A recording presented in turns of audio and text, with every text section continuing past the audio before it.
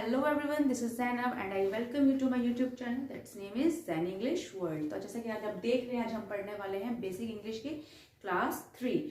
और क्योंकि ये बेसिक इंग्लिश की क्लास 3 है तो ये बहुत ज़्यादा इंपॉर्टेंट होने वाली है, क्योंकि यहाँ पे जो हम पढ़ने वाले हैं वो जितना इजी लगते हैं कभी कभी ये ट्रिकी भी लगते हैं। तो यहाँ पे कुछ यूसेज जानेंगे हम, लेकिन उससे पहले हम इसका जानेंगे थ्रू मीनिंग, कहाँ यूज होता है, कैसे यूज होता है, उसका मीनिंग क्या है। सबसे पहले हम देख लेते हैं बी का मतलब क्या होता है। बी का मतलब होता है होना। कहीं भी आपने अगर इंग्लिश में देखा होगा तो उसमें समझा होगा, देखा होगा, पढ़ा होगा। टू बी की कुछ फॉर्म्स होती है प्रेजेंट टेंस में, पास्ट टेंस में। प्रेजेंट की 3 होती है, is am are, present tense में यूज होती है इज एम आर, और पास्ट टेंस में यूज होती है वॉज वर, पास्ट टेंस। देखा आपने, ये 5 है। इज एम आर, अगर कोई प्रेजेंट टेंस सेंटेंस हमें बताना है तो वहां पे हम इज एम आर यूज करेंगे, और पास्ट टेंस हम यूज करेंगे वॉज वर। आइए चलते हैं इनके वर्ड के मीनिंग जान लेते हैं। इन वर्ड्स के मीनिंग, इज का मतलब होता है, एम का मतलब होता है हूं, और आर का मतलब होता है हैं। इज, जैसे कि मान लीजिए कि दिस इज अ बैट या दिस इज अ पेन, इस तरीके से अगर कोई सेंटेंस स्टार्ट होता है तो उसका मतलब वहां पे एक की बात की जा रही है तो यहाँ पे है होगा। एम का मतलब मैं बोलूँ कि आई am a teacher, I am a teacher, तो उसके लिए क्या होगा कि मैं एक टीचर हूँ। सेंटेंस किस पे खत्म हो रहा है, हूँ पे, यानी कि एम के साथ लगेगा आई के साथ। और आर को अगर देखा जाए हैं, तो इसके लिए कोई सेंटेंस आपको बनाना हो like you are a good boy, तो वहां पे बनेगा हैं। ठीक है। इसी तरीके से पास्ट में देखा जाए वॉज और वर को, तो क्या देखते हैं, वॉज लगता है वो सिंगुलर के साथ, था और थी, था लगता है मेल के लिए और थी लगता है फीमेल के लिए, और वर होता है थे, यानी एक से ज्यादा के लिए। इसको एक्सप्लेन करने के लिए मैं यहाँ पे आपको थ्रू सब्जेक्ट्स के थ्रू बताना जरूरी समझती हूँ, क्योंकि जब तक आपको इस चीज का पता नहीं होगा आप उसको सेंटेंस में यूज ही नहीं कर पाएंगे। तो सबसे पहले जान लीजिए, ये जो लिखे हैं इन्हें एक, उसमें हम मेनली नहीं कहते हैं सब्जेक्ट्स, लेकिन ये आते किसके अंदर है, ये आते हैं प्रोनाउन के अंदर। वो हम आगे डिस्कस करेंगे। पहले आप इसे सब्जेक्ट की तरह ही जान लीजिए। सब्जेक्ट क्या होता है, किसी भी सेंटेंस को बनाने के लिए हमें 3 चीजों की जरूरत होती है, सब्जेक्ट, वर्ब, ऑब्जेक्ट। तो ये जो हम पढ़ रहे हैं ये मेन वर्ब की तरह भी और हेल्पिंग वर्ब की तरह भी यूज होने वाला है, ये हम आगे पढ़ेंगे। लेकिन जो इससे पहले लगता है, इसकी जो रोल है वो बहुत बहुत, जो इसकी भूमिका है वो बहुत इंपॉर्टेंट है। जब तक हमें ये नहीं पता होगा तो हम यहाँ पे ये लगाना नहीं लगा पाएंगे, चाहे वो मेन वर्ब हो, चाहे वो आपका हेल्पिंग वर्ब या ऑक्सिलरी वर्ब्स हो। ठीक है। तो इसको जानने से पहले इसके बारे में जानना थोड़ा डिटेल में ज्यादा जरूरी है। तो चलिए जानते हैं। सब्जेक्ट्स 2 तरह के होते हैं, 2 कैटेगरी में डिवाइड किए गए हैं। One is singular and other is plural. Singular का मतलब होता है आपका एक वचन। जब हम किसी एक के बारे में बात करेंगे तो हम ए यूज करेंगे सेंटेंस बनाने के लिए। और प्लूरल का मतलब होता है बहुवचन। जब हमें कोई सेंटेंस बनाना हो, जब एक से ज्यादा की बात की जाएगी तो वहां पे हम ये वाले वर्ड्स का यूज करेंगे एज अ सब्जेक्ट, ताकि हम अपने सेंटेंस को बना सकें। चलिए इनको एक बार जल्दी से देख लेते हैं कि कौन कौन से हैं। जैसे ही, सिंगुलर के अंदर कौन कौन से आते हैं। ही का मतलब होता है वह, और शी का मतलब भी होता है वह। इंग्लिश में तो दोनों अलग अलग नेम है, ही और शी, लेकिन हिंदी में जब हम पढ़ेंगे तो वह ही है। ठीक है। इट का मतलब होता है यह, और एनी नेम का मतलब होता है कोई भी एक नाम, कोई भी आप एक नाम यूज करेंगे। ठीक है सर, जैसे कि Ram, Ram is a singer, तो एक ही नाम यूज हो रहा है। अगर राम एंड श्याम आ जाएगा तो वो सिंगुलर में आएगा ही नहीं, वो कहाँ चला जाएगा आपका प्लूरल के अंदर। समझ में आ रहा है। तो जब हम इसको यूज करते हैं और इसको यूज करते हैं, ही और शी। अब जैसे कि मान लीजिए अगर मुझे कहना हो कि he is a doctor, he is a doctor, वह एक डॉक्टर है, और मुझे शी इज अ डॉक्टर बताना हो, वह एक डॉक्टर है। इंग्लिश में इजीली पता चल जाएगा कि जो ही यूज हुआ है वो फॉर बॉय यूज हुआ है या मेल यूज हुआ है, और शी यूज हुआ है गर्ल या फीमेल के लिए। कितना इजी है। इट हम बेसिकली यूज करते हैं नॉन लिविंग थिंग्स के लिए और उन एनिमल्स के लिए जो हमारे पेट नहीं होते, तब हम मोस्टली इट का यूज करते हैं। ये तो आपको इजी हो गया होगा कि इनसे हम सेंटेंस की शुरुआत करते हैं, ये हमारे सब्जेक्ट है। आइए हम एक बार प्लूरल को और देख लेते हैं। प्लूरल में कौन कौन से हमारे सब्जेक्ट्स आते हैं। सबसे पहले आता है आई। आई का मतलब होता है मैं कितने हैं, एक है ना। अब आप कहेंगे कि एक तो है, अगर हम अपने लिए, कोई भी अपने लिए अगर आई बोलेगा तो आई का मतलब होता है एक, लेकिन इसको कंसिडर किया जाता है प्लूरल के अंदर, इसलिए हम इसको प्लूरल ही मानते हैं। तो आई के साथ क्या लगेगा, आई के साथ इज कभी नहीं लगता। आई अपने प्रेजेंट टेंस के अंदर एक चीज लेके चलता है, वो है एम। मैं हूँ, आई am a teacher, I am a doctor, I am a singer, इस तरीके से सेंटेंस बनेंगे एम को लेकर। ठीक है। वी का मतलब होता है हम। वी मतलब जब एक से ज्यादा हो, अगर मेरे साथ यहाँ पे एक और कोई हो, 2 लोग हो, 3 लोग हो, या एक से कितने भी ज्यादा हो, तो मैं आई यूज नहीं करूंगी, मैं यूज करूंगी वी। हम यूज करेंगे वी। तो हम को ही इंग्लिश में वी कहा जाता है। अब यू का है, यू का देख लीजिए, यू का मतलब होता है तुम। अब हिंदी में तो हम तू भी बोलते हैं, तुम भी बोलते हैं, आप भी बोलते हैं। अब मैं एक से बात करूंगी तो भी मुझे तुम ही आप बोलना है या तू बोलना है, लेकिन तू इतना जनरली नहीं यूज होता, फ्रेंड सर्कल में चल जाता है, और लेकिन बेसिकली तुम आप ज्यादा अच्छे लगते हैं बोलने में। तो अगर कोई एक हो तो भी यू लगेगा, अगर 10 12 या उससे ज्यादा लोग हो तब भी हम यू ही यूज करते हैं, लेकिन स्टिल उसके लिए हमें इसके साथ किससे आना पड़ेगा, प्लूरल सब्जेक्ट मानते हैं तो प्लूरल ही हमें वर्ब यूज करनी होगी। अब दे का मतलब होता है वे। दे का मतलब क्या होता है, वे। जैसे कि दे आर प्लेइंग, वे खेल रहे हैं। समझ में आ रहा है आपको? जब किसी की ग्रुप की तरफ इशारा करके कोई बात की जाएगी तो उसके लिए यूज होगा दे। अब दीज और दोज, ये भी जानना बहुत जरूरी है। दीज और दोज, दीज का मतलब होता है ये दिस का प्लूरल फॉर्म है, दिस का बहुवचन है। जब दिस यह होता है ना तो ये दीज होता है, और दोज का मतलब होता है वो। ठीक है। लेकिन वो नाच रहे हैं, दोज आर डांसिंग, इस तरीके से बनेगा। और एक और चीज होती है इसमें, राम एंड श्याम। जब एक से ज्यादा कोई नाम यूज हो जाए सब्जेक्ट के रूप में तो भी हम यहाँ पे यूज करते हैं इसको प्लूरल के अंदर। तो कितना इजी है ये समझना। अगर आप इसको यहाँ पे आज कंफर्म और पक्का कर लेते हैं तो आगे आने वाले आप किसी भी सेंटेंस जो हम बनाएंगे सेंटेंस मेकिंग में आपको दिक्कत नहीं होगी, क्योंकि जब आप ये समझ जाएंगे तो आपको यहाँ पर ये समझना बहुत ईजी हो जाएगा। फिर आपको दिक्कत नहीं होने वाली, क्योंकि आपको पता होना चाहिए कि किस सब्जेक्ट के साथ क्या लगेगा। तो चलिए हम जानते हैं एक बार इस सब्जेक्ट को, वर्ब को साथ में रख के देखते हैं कि प्रेजेंट में कैसे सेंटेंस की स्टार्ट होगी और पास्ट में कैसे होगी। देखिए ये बहुत इंपॉर्टेंट है ये जानना और समझना। तो आई होप कि आपके पास, अगर आप वाकई में बहुत ईगर है कि आपको कुछ सीखना है, आप ये विल रखते हैं आपको इंग्लिश सीखनी है, बेसिक से सीखनी है, तो साथ में एक नोटबुक और पेन तो आप रख ही सकते हैं। नोट डाउन करना बहुत ज़रूरी है, अदरवाइज ये वीडियो यहाँ से शुरू होकर वहाँ ख़त्म हो जाएगा, आप 10 मिनट शायद सुनेंगे, बाद में वो भी भूल जाएंगे। तो मैं नहीं चाहती कि आपके साथ ये दिक्कत हो, बेहतर है कि आप इसे लिख लीजिए, आपके लिए बहुत अच्छा रहेगा। चलिए बिना देर के हम देखते हैं। सब्जेक्ट को मैंने सारे एक ही लाइन में लगा दिया है, ये देखेंगे। ये हमारे सिंगुलर थे, मैं पहले ही बता दूं, और ये हमारे प्लूरल सब्जेक्ट थे। ठीक है। यहाँ आपको मैं पहले इनके मीनिंग बता चुकी हूँ, प्रेजेंट में कौन सी फॉर्म यूज होगी और पास्ट में कौन सी होगी, मैं वो भी यहाँ पे लिखा हुआ है। प्रेजेंट के अंदर he is, she is, it is, any name, कोई भी नाम, अपना ही नाम रख लीजिए जो भी है। जैसे मेरा नाम जैनब है, जैनब इज, समझ रहे हैं? लेकिन क्योंकि ये बात है में करनी है, लाइक टीचर की बात करते हैं। ठीक है। He is a teacher, she is a teacher. ठीक है। इट इज क्यूट, इस तरीके से आप कुछ भी डाल सकते हो। मेरा नाम जैनब इज अ टीचर, तो यहाँ पे इज जो सेंटेंस है पे खत्म होगा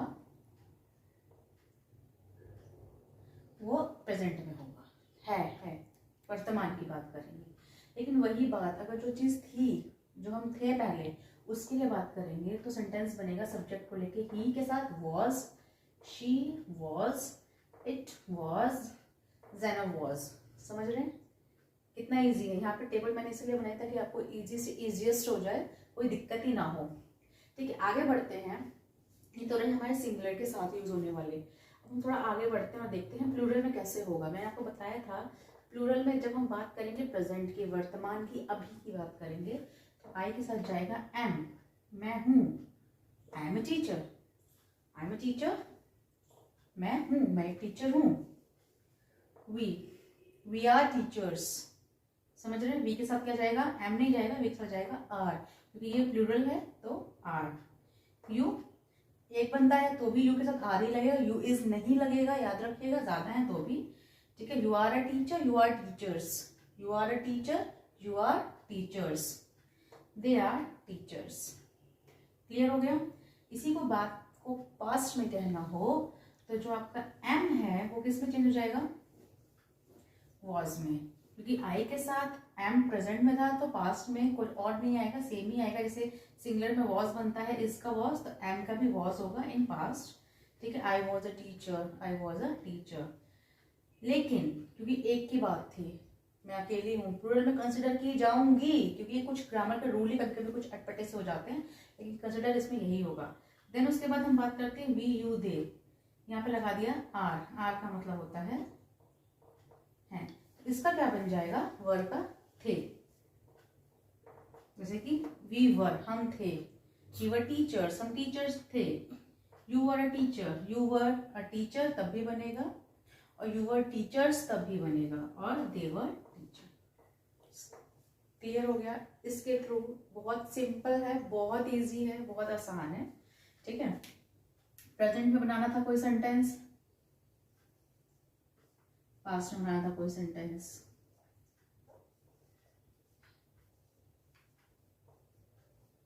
he is a doctor, same चीज,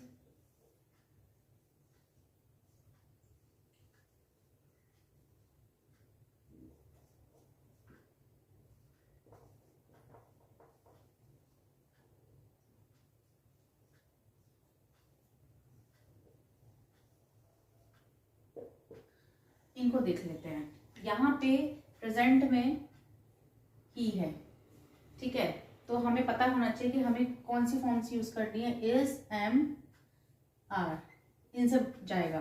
तो ही के साथ क्या लगता है, इज, एम, आर, ही के साथ लगेगा is, he is a doctor, ठीक है।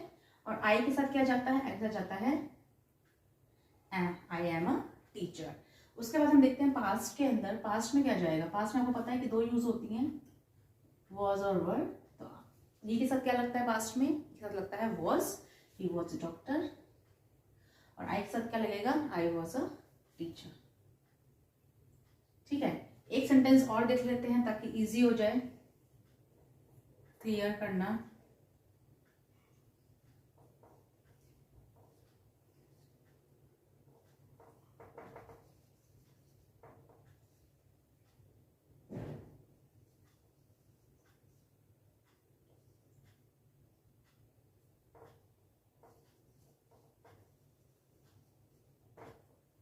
ठीक है, यहाँ देखिए, क्योंकि हमें इज एम आर फिल करना है, प्रेजेंट का है, तो यहाँ पे क्या आएगा, यू के साथ, यू के साथ क्या लगता है, इज नहीं, एम नहीं आएगा, are, you are a singer, क्योंकि प्रेजेंट की बात है, तुम सिंगर हो या है, ठीक है। पास्ट में क्या बन जाएगा, दे एट सिंगर्स, यहाँ पे क्या आएगा, देख सकते क्या लगेगा, वॉज या वर, क्योंकि दे क्या है, प्लूरल सब्जेक्ट है, तो दे वर सिंगर्स। तो हमें इससे क्या पता चलता है कि सब्जेक्ट के अकॉर्डिंग ही हमें क्या लगानी पड़ती है, हमारी हेल्पिंग वर्ब्स। अब कंफ्यूजन यहाँ पे ये क्रिएट होता है कि इज, एम, आर, वॉज, वर हमारी ऑक्सिलरी वर्ब्स या हेल्पिंग वर्ब्स हैं, या फिर ये मेन वर्ब्स हैं। ये कंफ्यूजन है ना। चलिए आइए इसको भी हम दूर अभी के अभी करते हैं। सो आइए जानते हैं कि इनके यूज क्या हैं। सबसे पहले हम शुरू करते हैं, यहाँ पे बी का मैंने यहाँ लिख दिया है, is, am, are, was, were, mainly हम ये पढ़ेंगे। उसके बाद हम पढ़ेंगे इसके यूजेस के बारे में, इसके यूजेस कौन कौन से हैं। इसके यूजेस हैं एज अ मेन वर्ब, क्या is, am, are, was, were main verb की तरह काम करती है, ये जानेंगे इस वीडियो में। ऑक्सिलरी और हेल्पिंग वर्ब क्या इनकी तरह काम करती है, ये जानेंगे। और एक पैसिव वॉइस बनाते वक्त भी। तो जो ये वाला है ये हम आगे की वीडियोस में जानेंगे, क्योंकि ये थोड़ा लेंथी टॉपिक हो जाएगा। यहाँ मैं आपको समझा दूंगी कि ये कौन कौन से हैं। सबसे पहले आप जानिए मेन वर्ब क्या होती है और ऑक्सिलरी वर्ब्स क्या होती हैं। मेन वर्ब क्या होती है, जिसे हम बोलते हैं हिंदी में मुख्य क्रिया, मुख्य क्रिया, ठीक है। और ऑक्सिलरी या हेल्पिंग वर्ब, उसको या तो आप हेल्पिंग वर्ब बोलो आसान भाषा में, और थोड़ा टिपिकल लगे तो बोलिए ऑक्सिलरी, ये भी आपको पता होना चाहिए। उसको हम बोलते हैं सहायक, सहायक क्रिया, ठीक है। मुख्य क्रिया और सहायक क्रिया में क्या है, मुख्य मतलब मेन, जैसे एक स्कूल के अंदर मेन कौन होता है, हेड कौन होता है, प्रिंसिपल, और उनका जो मेन उसके बाद कौन होता है, सेकंड पोस्ट पे कौन से आते हैं, वो होते हैं वाइस प्रिंसिपल।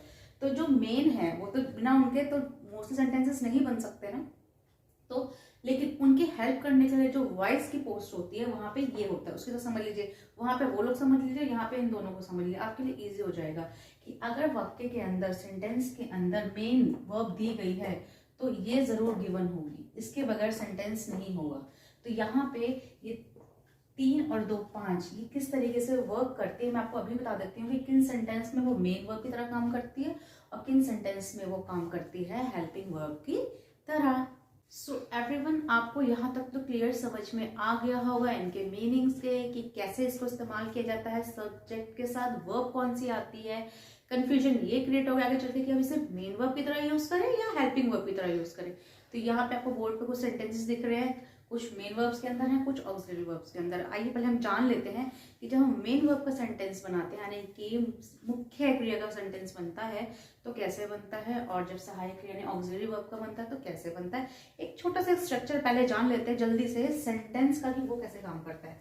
देखिए, कोई भी सेंटेंस का एक रूल होता है, उसको बनाने का एक नियम होता है। वो नियम ये होता है कि जब भी हम किसी भी सेंटेंस को बनाएंगे तो उसमें सब्जेक्ट आएगा, वर्ब आएगी और ऑब्जेक्ट आएगा। ये एक नियम है। तो यहाँ पे जो वर्ब है इसको हम मानेंगे मेन वर्ब, तो वो इस तरीके से है, ठीक है।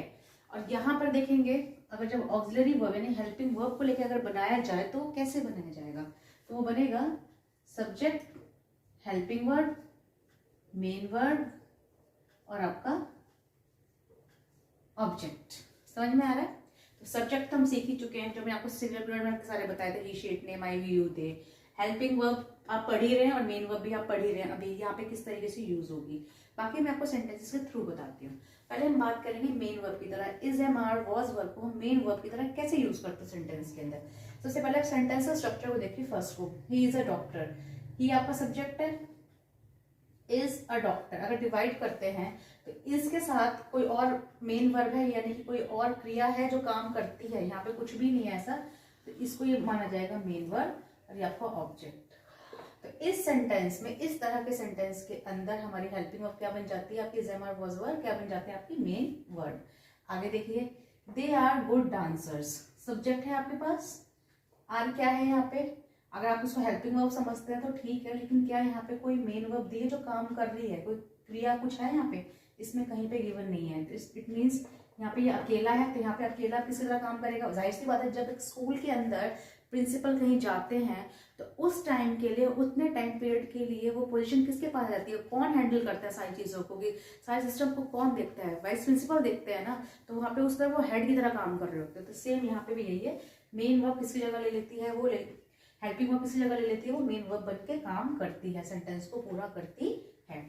थर्ड देखिए, आई एम ए टीचर, आई आपका सब्जेक्ट है, एम क्या है आपका, यहाँ पे भी मेन वर्ब है। क्यों मेन वर्ब है, क्योंकि यहाँ पे इसको पूरा करने के लिए कोई और आपके पास क्रिया नहीं है, ये अकेला ही काम कर रहा है, सेंटेंस को पूरा कर रहा है। क्योंकि अच्छा, ये अटैच किससे, सब्जेक्ट से अटैच है, that's why it is working as main verb in the sentence. Clear.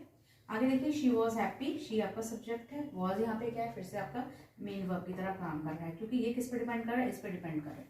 Clear हो गया। तो मेन वर्ब कब होता है, काम करती है हेल्पिंग वर्ब, कोई भी हेल्पिंग वर्ब जब सेंटेंस में कोई दूसरी मेन वर्ब ना हो, तब वो खुद अपने ऊपर सारा ले लेती है और खुद सेंटेंस को पूरा करती है। क्लियर हो गया। आइए चलते हैं ऑक्सिलरी वर्ब की तरफ। ये और भी इजी है, ये सेंटेंस हम देखते ही हैं। जैसे कि मान लीजिए, आई एम टीचिंग यू, यहाँ पे देखिए आई सब्जेक्ट है, एम यहाँ पे क्या है, एम का मतलब हूँ, टीचिंग क्या है, टीचिंग का मतलब होता है पढ़ा रही। अभी इस वक्त मैं आपको पढ़ा रही हूँ, तो यहाँ पे ये क्या हो गई आपकी, ये मेन वर्ब हो गई। अब मेन वर्ब क्या है, ऑलरेडी आ चुकी है, तो इसका मतलब एम इसको पूरा कर रही है। अगर मैं यहाँ से एम को हटा दूँ और बोलूँ आई टीचिंग यू, मैं पढ़ा रही, सिर्फ इतना ही बोलूँ हिंदी में, तो सेंटेंस कंप्लीट लग रहा है आपको। अगर मैं हूँ ना बोलूँ, सिर्फ इतना बोलूँ, मैं पढ़ा रही, तुम पढ़ा रहे, सेंटेंस नहीं लग रहा ना, वो एम की वजह से ही पूरा होगा। और एम इसको क्या कर रहा है, इसके साथ इसकी हेल्प कर रहा है सेंटेंस को पूरा करने में। दैट्स व्हाई हम यहाँ पे एम को बोलेंगे हेल्पिंग वर्ब। वहां पे ऐसा नहीं था क्योंकि वहां पे मेन वर्ब नहीं था। अब यहाँ पे देखिए, शी वॉज प्लेइंग, शी आपका सब्जेक्ट है, वॉज देखिए और प्लेइंग देखिए। अब यहाँ पे मेन वर्ब कौन सी, प्ले, कोई काम हो रहा है, खेल रहे, तो लड़की खेल रही है, शी वॉज प्लेइंग, वह खेल रही है, तो यहाँ पे ये क्या काम करेगा। और ये वॉज है, तो वॉज का मतलब क्या होगा, थी, था नहीं बनेगा, थी, वह खेल रही थी, तो यहाँ पे ये हो जाएगी आपकी हेल्पिंग वर्ब और ये बन जाएगा आपका मेन वर्ब। क्लियर। नेक्स्ट है, Ram and Shyam are going to school. अब यहाँ पे दो सब्जेक्ट है, ठीक है तो ये ओवरऑल एक ही, लेकिन यहाँ पे दो नाम आया, तो इसका मतलब ये प्लूरल में आ गया, तो यहाँ पे इसके साथ लिया लगा आर, ठीक है, ये सब्जेक्ट हो गया आर, आर के साथ लगा गोइंग, गोइंग का मतलब होता है जाना, कोई काम हो रहा है, कोई यहाँ से वहां जा रहा है, कहाँ जा रहे हैं, स्कूल जा रहे हैं राम और श्याम, तो इसका मतलब ये आपकी हेल्पिंग वर्ब है, क्योंकि ये हेल्प कर रही है, गोइंग की मदद कर रही है इसको सेंटेंस को पूरा होने में। इसी तरह का लास्ट सेंटेंस देखिए कि यू वर प्लेइंग टेनिस, तुम टेनिस खेल रहे थे। यू आपका सब्जेक्ट है और वर्ब आपकी क्या हो गई, हेल्पिंग वर्ब, और प्लेइंग आपका मेन वर्ब। क्यों हो गया, क्योंकि प्लेइंग का मतलब होता है खेलना, खेलना क्या है, क्रिया। आप डिक्शनरी देखते हैं ना, डिक्शनरी में जितने भी वर्ड्स होते हैं, जितने भी, वो सारे सारे वोकैबुलरी के अंदर आते हैं और वही हमारे मेन वर्ब होते हैं। हेल्पिंग वर्ब गिनी चुनी होती है, 25 के आसपास होती है ज़्यादा से ज़्यादा, और वो हमें चुटकियों में याद हो जाएंगे, ईजी है। मेन वर्ब, मेन तो इसी का होता है वोकैबुलरी को बढ़ाना। जब तक हम वोकैबुलरी नहीं बढ़ाएंगे हमारी सेंटेंस मेकिंग स्ट्रांग नहीं होगी। तो आई होप आपको समझ में अब आ गया होगा इजीली कि is, am are, was, verb बहुत इजी है। अगर आपने मेरी ये वीडियो पूरी देखी है और नहीं देखी है तो मैं आपसे रिक्वेस्ट करती हूँ कि आप इसे एक बार दोबारा से देखिए ताकि आपको क्लियर हो जाए। साथ में पेन और नोटबुक लेके बैठा करिए ताकि कुछ पॉइंट्स जो मिस हो जाते हैं वो आप लिख के रखिए ताकि आपको आगे भी काम आ सके। तो चलिए मैं आपसे अब लेती हूँ, अगर आपको मेरी वीडियो अच्छी लगी है तो प्लीज़ इसे लाइक और शेयर जरूर करिएगा अपने फ्रेंड्स के साथ, और हाँ नए हैं चैनल पर सब्सक्राइब जरूर करिएगा। बाकी के जो आगे के हैं हेल्पिंग वर्ब्स उसके लिए मैं अपने नेक्स्ट वीडियो बनाऊंगी और उस तक का वेट करिएगा। थैंक यू, बाय बाय, अल्लाह हाफिज।